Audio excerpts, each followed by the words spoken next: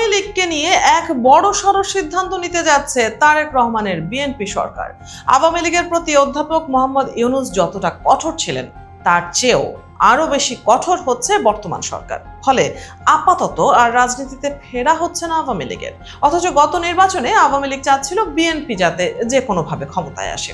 আওয়ামী লীগের কার্যক্রম নিষিদ্ধে যে অধ্যাদেশ জারি করেছিল ইউনূস সরকার, সেটিকে আইনে রূপ দিতে যাচ্ছে বিএনপি। রাখা হচ্ছে শাস্তির বিধানও। সব মিলিয়ে আওয়ামী লীগের রাজনীতিতে ফেরা এখন দুরাশা। দেশের বাইরে নির্বাসনে থাকা কিংবা কারাগারে বন্দী থাকা নেতাকর্মীদের জন্য এটি বড় ধাক্কা। দর্শক, চলুন একটু পেছন থেকে শুরু করি। আসলে কোথা থেকে কি হলো? 2024 সালের 5 আগস্ট আওয়ামী লীগের পতনের পর থেকেই দলটি নিষিদ্ধের দাবি উঠে আসছিল। এরই ধারাবাহিকতায় গত বছরের 9 মে রাতে হঠাৎ করেই উত্তপ্ত হয়ে উঠল দেশের রাজনৈতিক অঙ্গন। জাতীয় নাগরিক পার্টি এনসিপির নেতারা দলবল নিয়ে তৎকালীন প্রধান উপদেষ্টা অধ্যাপক মোহাম্মদ ইউনূসের বাসভবন যমুনার সামনে গিয়ে বসে পড়েন। তাদের দাবি একটাই, আওয়ামী লীগকে নিষিদ্ধ করতে হবে। চারদিকে তখন টান উত্তেজনা। আন্দোলনের মুখে সরকার বসে থাকেনি। 11 মে রাতে যমুনায় বসলো উপদেষ্টা পরিষদের বৈঠক। সেখানে তড়িঘড়ি করে সন্ত্রাস বিরোধী আইনের 2টি ধারা সংশোধন করা হয়। নতুন নিয়মে সরকারকে ক্ষমতা দেয়া হয়, যদি কোনো ব্যক্তি বা দল সন্ত্রাসী কাজে জড়িত থাকে তবে সরকার চাইলেই সরাসরি নির্বাহী আদেশে তাদের সব কার্যক্রম বন্ধ বা নিষিদ্ধ করে দিতে পারবে। সেই রাতেই সরকারি প্রজ্ঞাপন জারি হয়। সেখানে স্পষ্ট করে দেয়া হয়, যতদিন পর্যন্ত আন্তর্জাতিক অপরাধ ট্রাইব্যুনালে আওয়ামী লীগের বিচার শেষ না হচ্ছে ততদিন তারা রাজনৈতিকভাবে কোনো কাজ, অর্থাৎ মিটিং, মিছিল বা প্রচার চালাতে পারবে না। অর্থাৎ দল হিসেবে আওয়ামী লীগ থাকবে, কিন্তু কোনো অ্যাকশন থাকবে না। সে সময় বিএনপি বলেছিল, আমরা চাই না কোনো রাজনৈতিক দল সরকারি আদেশে নিষিদ্ধ হোক, যা করার জনগণই করবে। নির্বাচনের সংখ্যাগরিষ্ঠতা পেয়ে সেই বিএনপি এখন ক্ষমতায়, আর পাল্টে যাচ্ছে দৃশ্যপট। আওয়ামী লীগ ভেবেছিল এটা হয়তো স্রেফ একটা অস্থায়ী আদেশ।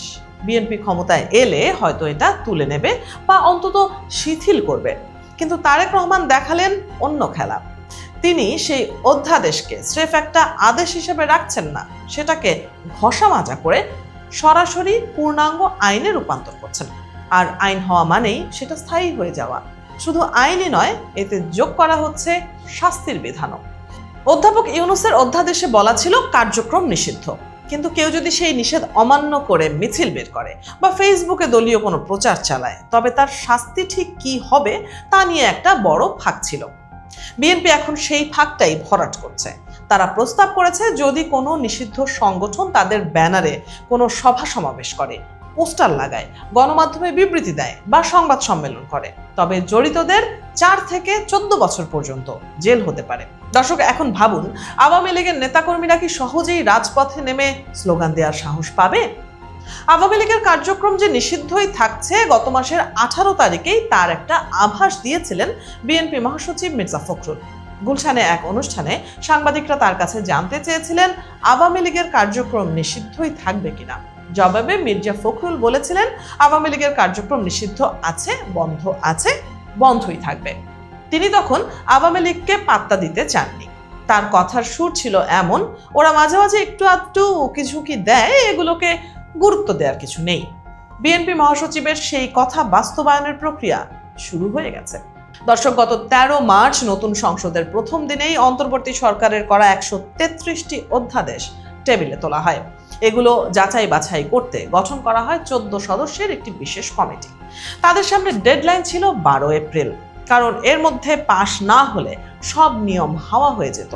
গত বৃহস্পতিবার বিশেষ কমিটি তাদের চূড়ান্ত রিপোর্ট জমা দিয়েছে। সেখানে বলা হয়েছে, 98টি অধ্যাদেশ যেমন আছে তেমনই আইন হবে। 15টি অধ্যাদেশ একটু কাটছাট বা সংশোধন করে আইন করা হবে। বাকিগুলোর মধ্যে 16টি আপাতত তোলা হবে না, আর 4টি একেবারে বাদ দিয়ে দেওয়ার সুপারিশ করা হয়েছে।